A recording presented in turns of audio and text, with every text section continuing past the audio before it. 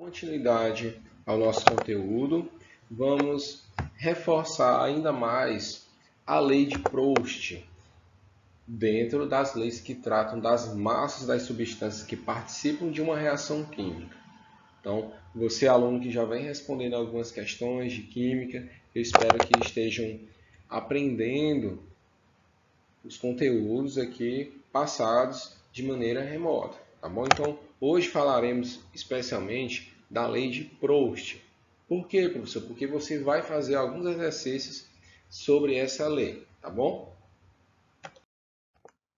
Então, a lei de Proust ela é também chamada de lei das proporções constantes ou das proporções fixas, ou das proporções invariáveis ou das proporções definidas. Então, você pode chamar a lei de Proust de todos esses nomes.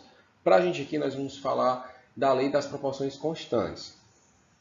O autor é o Joseph Louis Proust, que em 1799, através da análise de substâncias puras, determinou que sua composição em massa era constante, independentemente de seu processo de obtenção. Qual era o enunciado da lei? Uma determinada substância pura, qualquer que seja sua origem, é sempre formada pelos mesmos elementos químicos combinados na mesma proporção em massa. Então, não importa a massa. Se for de acordo com a lei de Proust, a proporção vai ser sempre a mesma. Então, por exemplo, se você for formar um composto que possua massa como um produto, um produto igual a 100.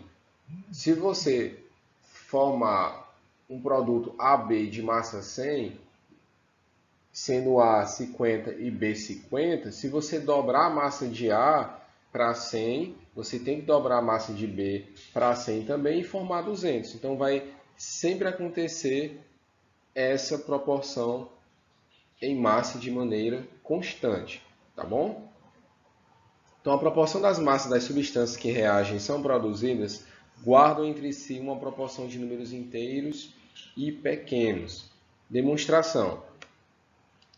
Fazendo a reação A mais B formando C mais D, nós usaremos as massas MA, MB, obtendo MC e MD, e posteriormente usando as massas MA mais MB, obtendo-se MC e MD. A lei de Proust diz que, professor, não entendi, foi nada.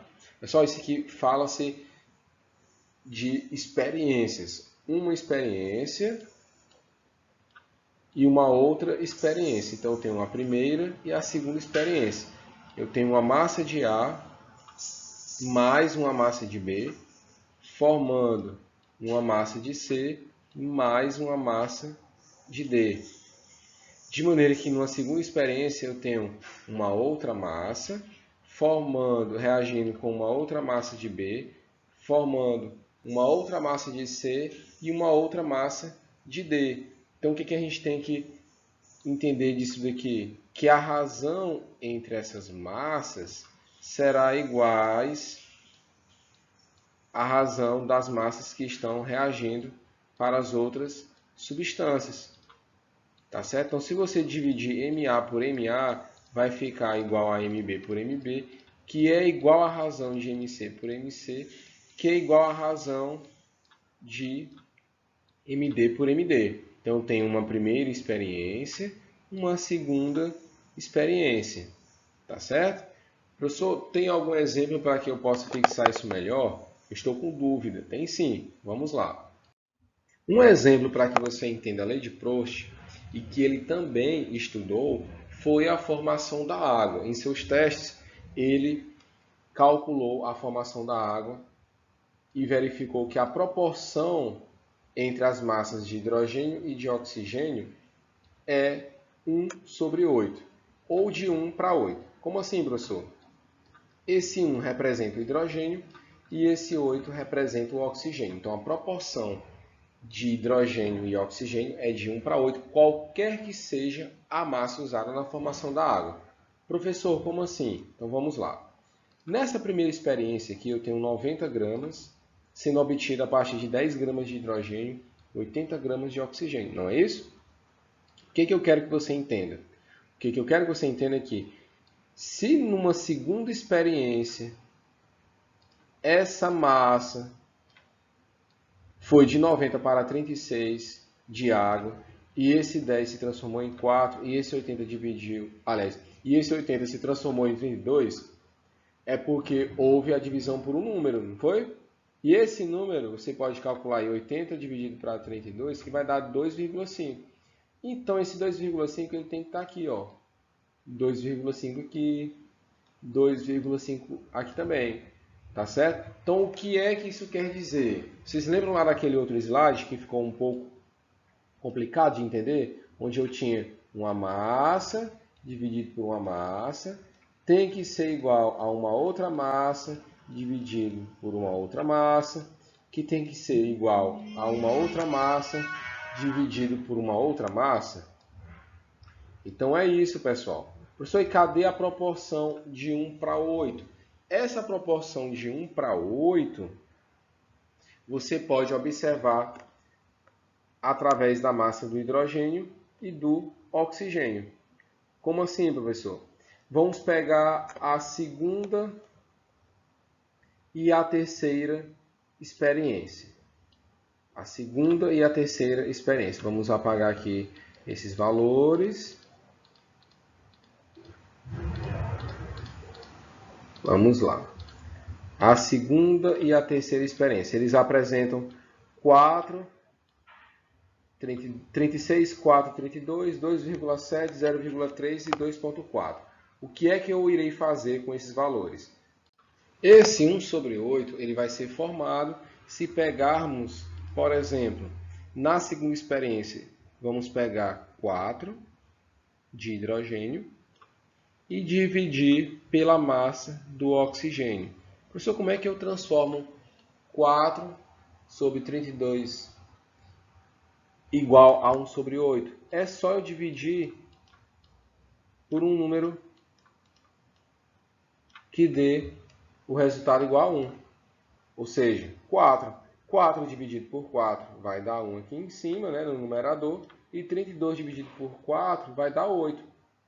Ah, professor, então essa é a proporção das massas dos reagentes de hidrogênio e do oxigênio. Correto. Faça também agora na terceira experiência, usando o 0,3 e o 2,4. Da mesma maneira, você coloca a massa do hidrogênio acima e a massa do oxigênio abaixo. Se eu dividir ambos por 0,3, eu vou ter 1 aqui e 8 aqui. Você anota no seu caderno. Ó. Dividido por 0,3 no numerador, dividido por 0,3 no denominador. Ah, professor, então essa proporção aqui vai ser sempre a mesma, qualquer que seja a massa, em ambiente fechado. Correto. Professor, e essa quarta experiência aí? Eu aumentei para 450, então tenho que ter 50 mais o resto, que é 400 de gramas relativo ao oxigênio. Perfeito, de acordo com a lei de Lavoisier. E como é que eu demonstro isso de acordo com a lei de Proust? Eu tenho que pegar 50 e dividir para 400, né? 50 dividido para 400. Eu tenho que dividir 50 por 50 para dar 1. E 400 dividido para 50 vai dar 8. Então, a proporção também aqui foi a mesma. Ó. Se eu aumento aqui, eu tenho que aumentar 8 vezes a massa em gramas do oxigênio. Então, a proporção vai ser de 1 para 8 para formar uma massa igual a 9 gramas de água. Ó, olhem essa observação. Apesar das massas mudarem, a proporção é sempre a mesma. Ficou faltando aí, ó. A proporção é sempre a mesma. E qual é a proporção? De 1 para 8. Ok? Então, anotem essas informações no caderno. Coloquem cada experiência, as observações. Ok? Professor, e tem uma maneira também de eu calcular uma massa específica de um reagente que não aparece na minha reação química através da lei de Proust? Tem sim. Como é que eu farei aqui? Ó? Aplicando a lei de Proust em reações químicas. Então, numa primeira experiência, 2,92 gramas de ácido clorídrico formaram 4,68 gramas de cloreto de sódio. Numa outra experiência, numa nova experiência, 14,6 gramas de ácido clorídrico formaram alguma quantidade de cloreto de sódio. Note que essa regra de 3 só é possível porque a proporção entre as massas de HCl e NaCl permanece constante conforme nos diz a lei de Proust. Pessoal, a maioria das questões em química se resolve através de uma regra de 3. Tá bom? Você tem 3 variáveis e uma incógnita. A incógnita aqui vai ser a massa em gramas de cloreto de sódio. Então, o que é que eu tenho que fazer aqui? Se eu sei que essa proporção em massa das substâncias que ficam reagindo são constantes, então o que é que eu tenho que fazer aqui? Eu posso pegar 2,92, dividir para 14,6 e igualar a 4,68 dividido pela incógnita. Ou fazer uma regra de 3. 2,92 gramas está para 4,68 e 14,6 gramas está para x gramas. E fazer o cruz credo. Então, eu tenho 2,92x multiplicando 4,68 vezes 14,6. Vou botar aqui, né, para vocês não ficarem confusos. 4,68 vezes 14,6. Então, vou ter x igual a 68,3 dividido por 2,92, que irá gerar 23,4 gramas. Professor, por que eu posso fazer isso? Porque nós vimos que a razão entre essa divisão entre esses valores é igual à razão entre esses valores aqui também. Então, por isso que eu posso igualar.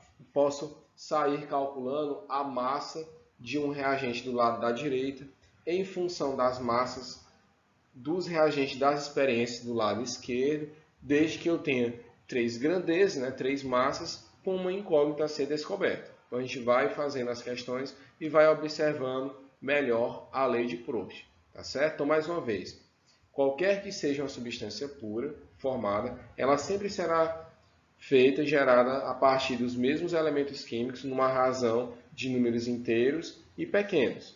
Tá bom? Daí a ideia da lei das proporções constantes.